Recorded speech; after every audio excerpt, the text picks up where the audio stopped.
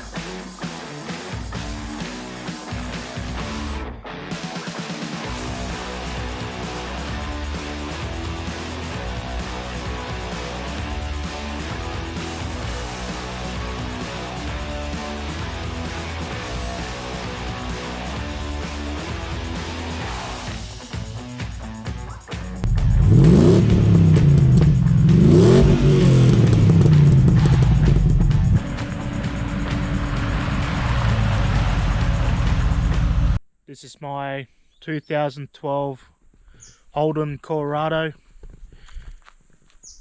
As you guys that follow me on Instagram will know that a lot of work been done to this car, as with the old engine with the 2.8 and the LSA swap.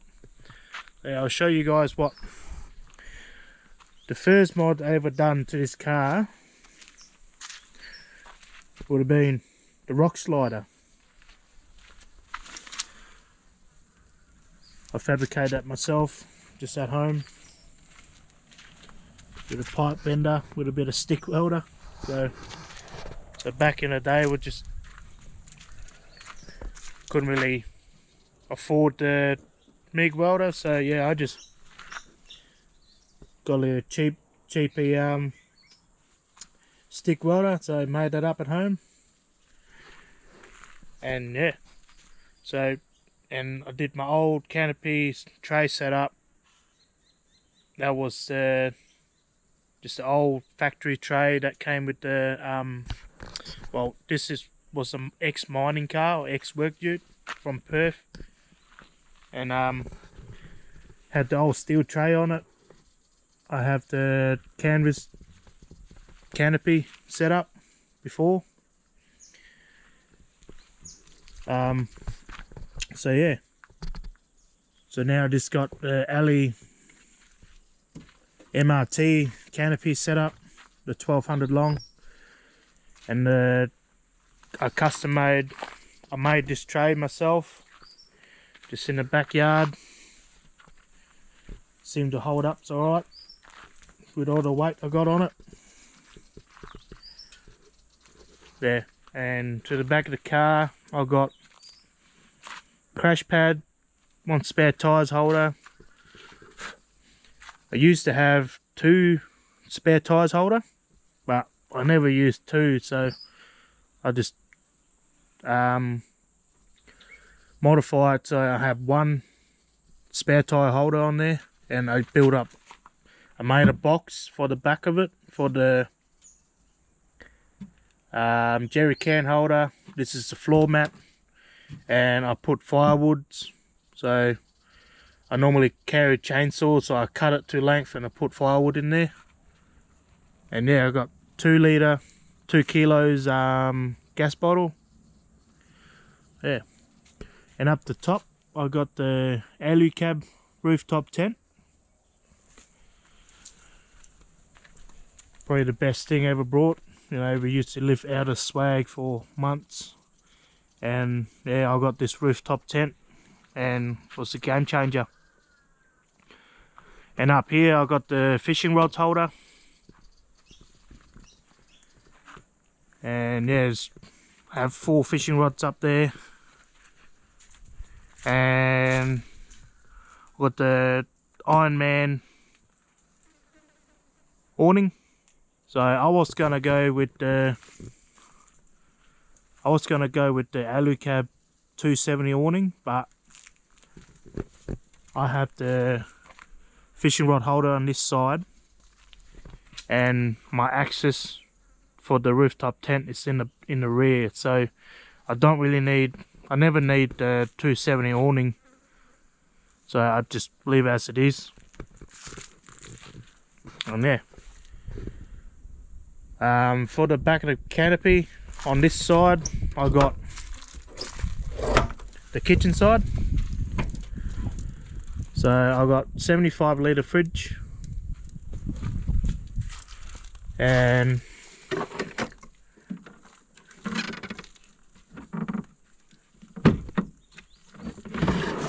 slide out pantry.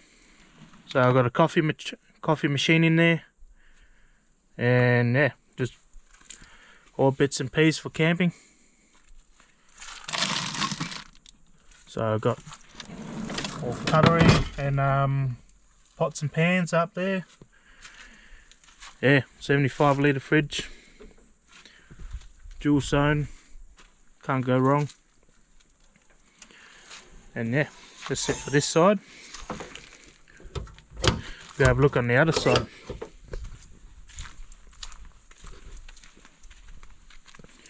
On this side, it just pretty much everything could get thrown in here. So I've got my tackle bag, my tool bags, first aid kit. I've got the cast iron frying pan and a camp oven in the back there. Laundry bag, chainsaw fluid. I've got chemical toilet, so chemical toilet chemical. I've got a battery in the back there with another first aid kit. I've got 250 watts solar blanket from Adventure Kings, and I've got ARB air compressor hard mounted up there, fire extinguisher. I've got all the battery system. So I just went, you know, most of this stuff is all budget built, and that was when we did a month trip last year in September, or not last year, 2019 in September. I sort of made this up in a rush, so I got pretty much the Kings and a C-Tech charger, and behind here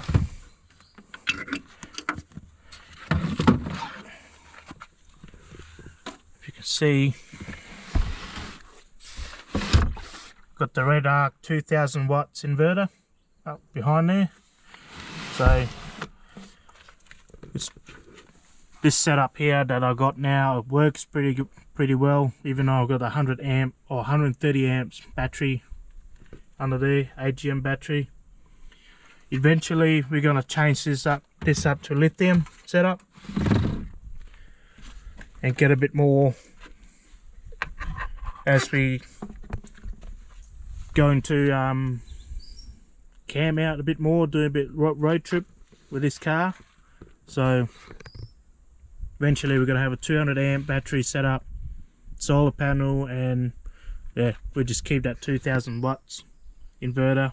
That's enough to run coffee machines and everything else. And yeah, we got, that should be everything on this side.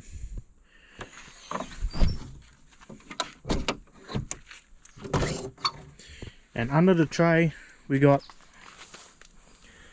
I just got the 50 litre water tank under the tray there, and the water pump. Yeah, and a kick-ass shower tent. It's a must. So it's the car we live out of. We don't tow caravan or anything, so, and pretty much get us everywhere that we need to go. Up the top there we got 160 watts solar panel, and yeah, out the front I got the X-Rocks bar. This is the first bar I ever brought for this car, probably 5 years ago, and I can't find anything else that looks better, or probably the ambush bar, but they probably out of my price range for now. And the tyres and rims, I got the rims from the Wheel Deal.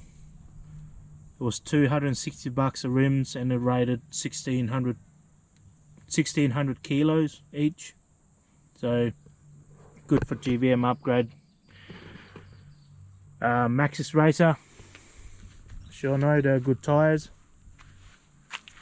Yeah, I can't go wrong. I get my last set of tyres, I got 50,000 Ks out of them, so I'm pretty impressed with them. And yeah, can't go wrong with them. And under the engine bay, so you all know that I got the LSA swap.